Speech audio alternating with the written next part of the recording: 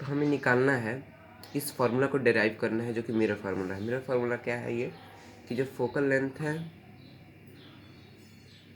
वो इक्वल है 1/, मतलब 1/, फोकल लेंथ जो है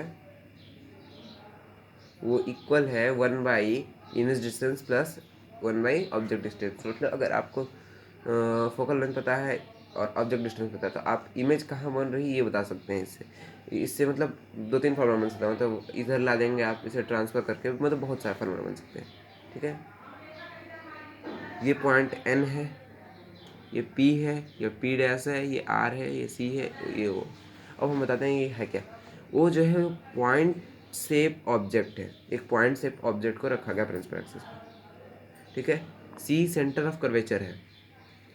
तो अगर जब रखा गया तो फिर एक रे जो O से है, मतलब ऑब्जेक्ट से एक रे इधर गई एकदम सीधा प्रिंसिपल एक्सिस पे और वापस आ भी गई, क्योंकि वो सी से पास की। सी से जो भी पास करता है वो वापस आ जाता है। ठीक है,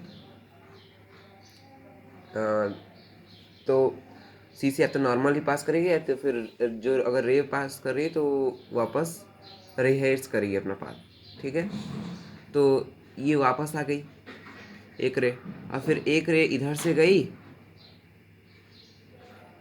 गई और इसके लिए नॉर्मल बनाए, एक सी से नॉर्मल बनाए, और नॉर्मल से ये जो एंगल होगा ये अगर थीटा होगा तो ये भी थीटा ही होगा। ठीक है, और ये जो है रिफ्लेक्टेड रे है। ठीक है, और ये जहाँ कट कर रही है वहाँ एक इमेज बन रहा है, वहाँ इमेज बन रहा है, यहाँ इमेज बन रहा है। ठीक है, आर पे। ठीक है, तो लेट इसको एक्स ले लेते हैं, इसे वाई ले लेते हैं और इसे जेड ले लेते हैं। ठीक है, ये थीटा इक्वल है, क्योंकि यहाँ पे देखिए मैंने लिख भी दिया है, क्योंकि I is equal to are.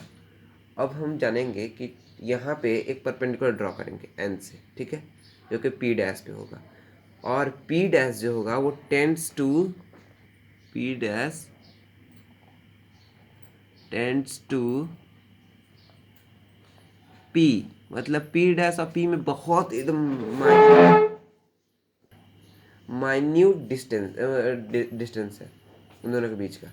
तो इसलिए पी डैश जो है टेंस टू पी हो जा रहा है। ठीक है, तो P dash tends to P हो जा रहा है। तो अब इसे कैसे, मतलब अब हम पता है क्या करेंगे, यहाँ पे आपको x और जो थीटा है, x plus theta is equals to, यहाँ पे आपको दिख नहीं रहा होगा, x plus theta is equals to y। रुकिए मैं अब उसको दिखाता हूँ किस तरीके से। ये जो ओ एन सी है, ये ट्रायंगल, इसका ये वो है, क्या बोलते हैं उसे, ट्रायंगल के मतलब एक्सटीरियर एंगल है। ठीक है, और ये तो इंटीरियर अपोजिट एंगल का सम होगा, तो एक्स प्लस जो थीटा होगा वो वाई के इक्वल होगा। इतना मैथ तो आता ही होगा आप लोग को। अब इसी तरीके से एक और लिख सकते हैं कि वाई प्लस थीटा जो होगा वो जेड के इक्वल होगा। कैसे देखते हैं, यहाँ वाई यहाँ थीटा, ये भी थीटा ही होगा, ये दोनों इक्वल हैं। ठीक है, तो वाई प्लस थीटा जेड के इक्वल है। ठीक है, कितना पता चल गया। अब करना ये है कि ये हमने बहुत मतलब इसे पहले करना था, ये हमने बहुत आगे ही कर लिया।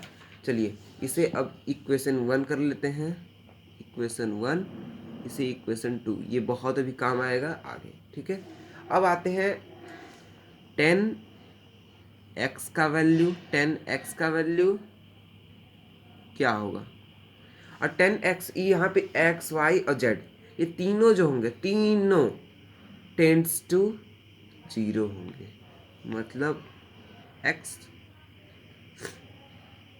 y z tends to 0। ठीक है, कैसे, क्योंकि ये स्मॉल अपर्चर का है, ये जो मिरर है स्मॉल अपर्चर का है। ये अभी अच्छे से नहीं समझ आएगा आपको, 12th में अच्छे से समझ में आएगा, मैंने ये 12th का ये टॉपिक पढ़ रखा है। ठीक है, तो स्मॉल अपर्चर का है, इसलिए एंगल भी स्मॉल बनेगा, इतना स्मॉल बनेगा कि जीरो के बस थोड़ा सा ही माइनर डिफरेंस होगा। जैसे ये P टेंड्स टू P है ना, केवल स्मॉल अपर्चर की वजह से।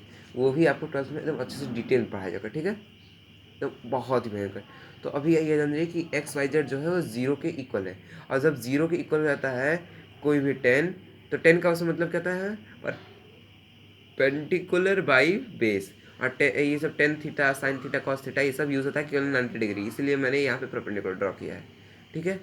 तो ये अगर जो थीटा है मतलब कोई एंगल है वो अगर ज़ीरो हो जाता है तो उस टेन थीटा जो हो जाएगा वो थीटा के इक्वल, मतलब जितना एंगल होगा उतना ही हो जाएगा, ठीक है। तो 10x इक्वल्स टू यहाँ पे 10x इक्वल्स टू x, ठीक है। अब x इक्वल्स टू P/B है, यहाँ पे x जो है इसका परपेंडिकुलर और बेस कहाँ है, ये तो हाइपोटेनस हो गया ये, क्योंकि 90 डिग्री के ये इस ट्रायंगल बात कर रहा है ONP, ठीक है। इससे परपेंडिकुलर बेस कहाँ है, तो ये बेस है OP, OP जो है बेस है। OP डैश नहीं बोलेंगे, P डैश बोल नहीं बोलेंगे, क्योंकि P dash tends to P कर दिए हम लोग, P डैश को P कर दिए, ठीक है। तो जो OP है वो हो गया बेस, और ये परपेंडिकुलर हो गया PN जो है परपेंडिकुलर हो गया। तो ऐसा लिख सकते हैं कि x इक्वल्स टू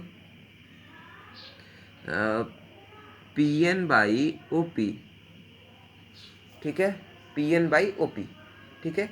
OP क्या है, PN क्या है, h है, h है हाइट, ठीक है।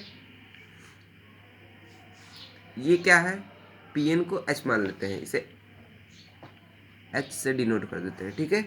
और OP क्या है, यहाँ पे OP जो दिख रहा होगा ये ऑब्जेक्ट डिस्टेंस है, आपको दिख रहा होगा तो ऑब्जेक्ट डिस्टेंस है, ये ऑब्जेक्ट कहाँ पे है, तो इसे U कर लेते हैं, क्योंकि यहाँ पे मैंने बताया object distance U, imaginary V और F फोकल लेंथ, ठीक है। तो ये हो गया।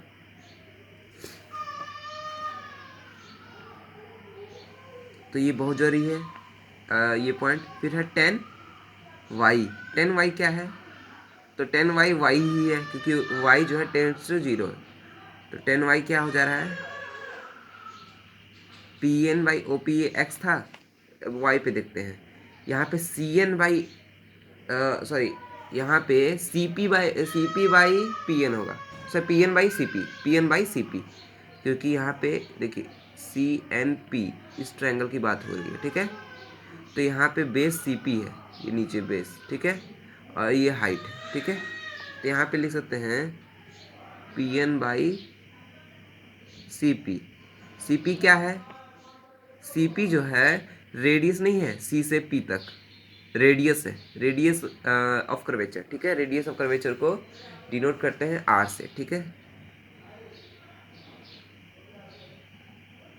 H/R, ठीक है। अब आते हैं 10x पे, 10x सॉरी 10z पे, ठीक है। तो 10z z के इक्वल होगा, z किसके इक्वल होगा, और यहाँ पे RP और H मतलब PN, ठीक है, आपको दिख रहा होगा। ये ऊपर में ना परपेंडिकुलर सबका सेम होगा, मतलब हाइट सबका सेम होगा और बेस डिफरेंट होगा, तो PN/ हो जाएगा RP। RP क्या था, R पे ही तो इमेज बन रही थी, तो इमेज डिस्टेंस है मतलब V है, तो इसे एक लिख सकते हैं H/V, ठीक है। अब इसे याद रख लेते हैं, ठीक है, इसे ना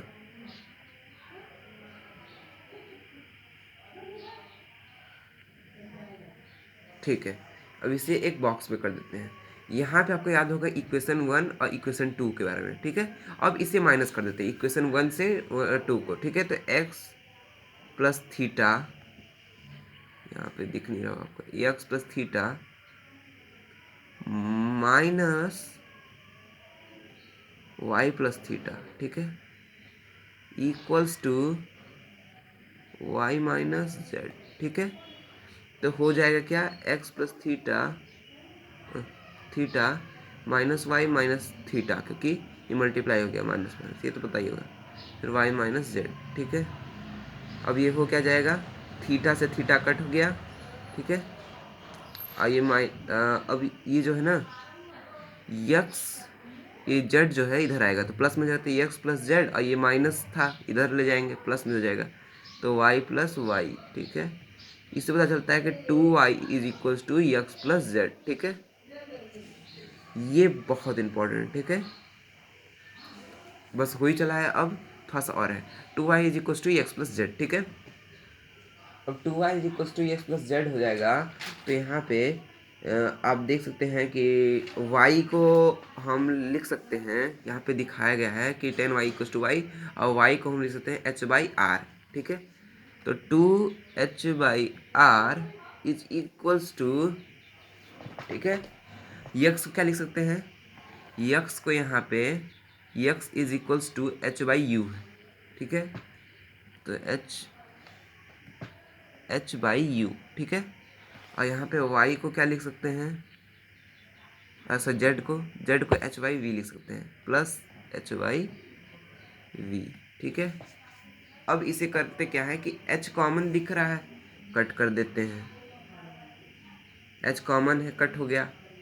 अब 2 ऊपर है तो इसे नीचे कर देते हैं, इसे नीचे कैसे करेंगे, जैसे 2/r है ना, तो हम ऐसा लिख सकते हैं कि 1/r/2, 1/r/2 is equals to 1/u plus 1/v, क्योंकि h कट गया था।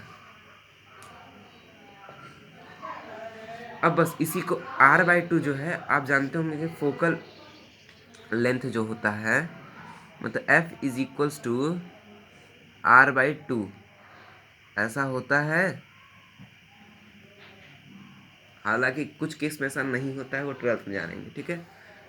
10th तक ये होता है ऐसा ही, ठीक है।